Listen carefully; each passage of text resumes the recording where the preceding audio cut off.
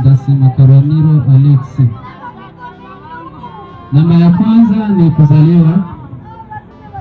Marehemu alizaliwa pa Luberizi, tarafani Uvira, mkoa wa Kivu ya Kusini, nchini DRC, tarehe 15 mwezi wa 3 mwaka wa 1980. Kwa Kongo tunasema na 18. Pointi ya pili inasema wazazi. Baba yake aliitwa Karwaniro Ruhereshwa Alexi wa ukoo wa Balabwe, ni marehemu kwa sasa. Mama yake aliitwa Siaona na Marende wa ukoo wa Banakatanda, pia ni marehemu kwa sasa. Elimu. Marehemu alisoma kama ifuatavyo. Namba 1, marehemu alisoma shule ya msingi, lakini baada ya shule ya msingi alijiunga na vyuo vya teolojia, na kwenye vyuo hivyo akawa anapata shahada zifuatazo. Tunaona alipata diploma, akapata degree na masters kwenye practical ministry kwenye chuo cha World Evangelism Bible College. Lakini hakuishia hapo tu, aliendelea pia akasoma shule ya umisheni na kupata degree na masters ya pili kwenye chuo cha Omega Ministries. Na hakuwakomea hapo, aliendelea pia akasoma chuo cha Same Ministries na kupata masters. Hadi kifo chake marehemu alikuwa yupo anaandaa doctorate yake, yani PhD ya umisheni kwenye chuo cha Same Ministry. Ndoa. Hayati Ndasimakaraniro Elisha alifunga pingu za maisha na mke wake anayeitwa Asta Mkerina wa ukoo wa Banyamganga mnamo mwaka wa 1999 pa Uvira, DRC. Huyo ndiye mjane aliyeachwa. Marehemu alibahatika kuzaa watoto 10, wakiwemo wavulana 5 na wasichana 5 na wajukuu 3, wote wako hai. Namba ya 5, kazi. Hayati Ndasimakaraniro Elisha alijihusisha na kazi mbalimbali ikiwemo kilimo, biashara ndogo ndogo, ualimu kwenye shule ya umisheni Omega Ministries hapa kambini Nyarugusu.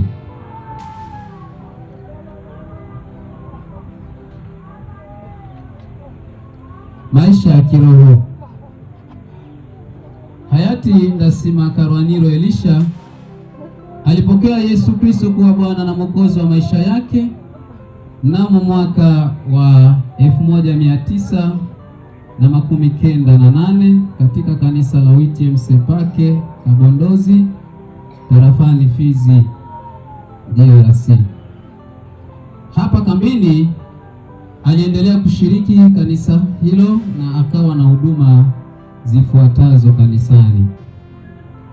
Namba 1, alikuwa ni mtumishi katika kanisa kama watumishi wengine, lakini pia alikuwa ni mishonari na akawa mshauri katika kamati ya umoja wa makanisa kambini Nyarugusu CPCT, lakini pia alikuwa mwenyekiti wa maendeleo katika tawi la Beersheba JD. 7, kifo. Hayati Ndasimakaraniro Elisha alikufa kifo cha ghafla bila kuumwa.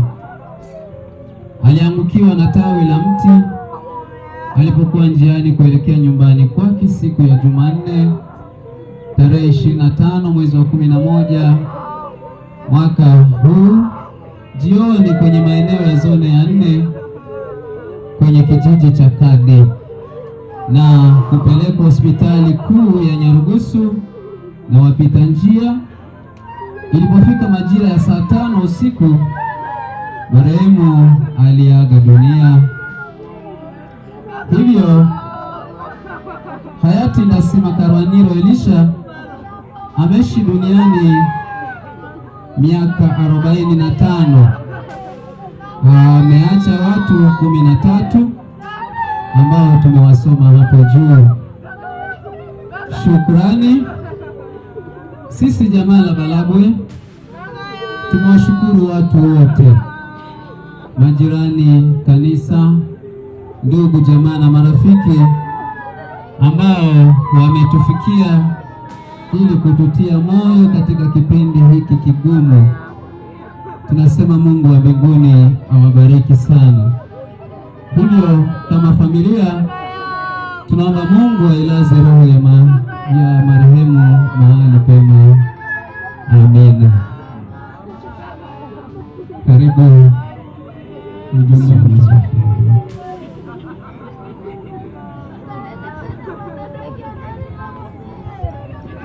Bwana Yesu asifiwe.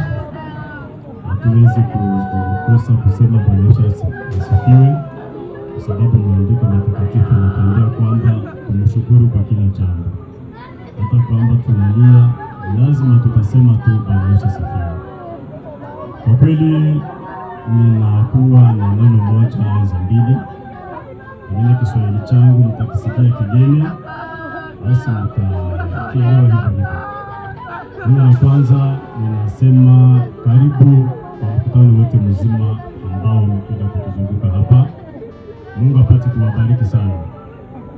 La pili, nimejisikia kusema kwa sababu hata kwamba ninalia, lakini moyo wangu umefurahi kwa jambo ambalo mmenionyesha. Jambo gani? Huu ushirika ambao mmenionyesha, kwa kweli nimejisikia kufarijika. Sina cha kuwalipa, ila nitasema tu muendelee na ushirika kama na huu, kwa sababu wakati umepata shida kama na hii, ukikosa mtu wa kukuzunguka pembeni, utalia zaidi na utajisikia hali namna nyingine. Lakini ninyi mmekubali kuacha shughuli zenu. Tangu nimefika hapa siku ya Jumanne, nimekuta mkutano mkubwa sana, na leo tena mmekubali kuacha kazi zenu ili kuja kunisaidia kusitiri kijana wangu. Mungu awabariki. Mimi sina cha kuwalipa, lakini siku moja Mungu atawalipa. Kwa mwisho nimalize kwa kusema hivi, mimi ni baba wa huyu kijana Ndasima Elisha Karwaniro. Kwa kweli nilikuwa na kiburi, nilikuwa najisikia kiburi. Kiburi gani? Wa baba zetu tayari wote hawapo, wakubwa zangu walio wengi hawapo tena. Mwaka jana nimemzika mdogo kwa Malawi. Nilikuwa na kiburi kujivunia hawa wa vijana. Nilipokuwa nikihesabu katika nyumba zetu nasema kumbe siku ndakufa fulani hawezi kukosa. Siwezi nikafa leo na nikazikwa hapo hapo. Hapana. Hicho kiburi kikawa ndani mwangu.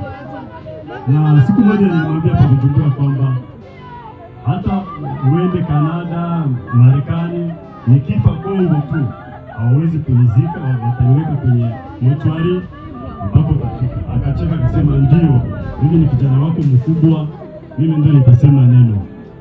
Ndio tofauti sasa. Siku kupenda hivyo. Baba, uende kwa salama. Tunashukuru kwa kazi zote umezitenda kwa familia yangu.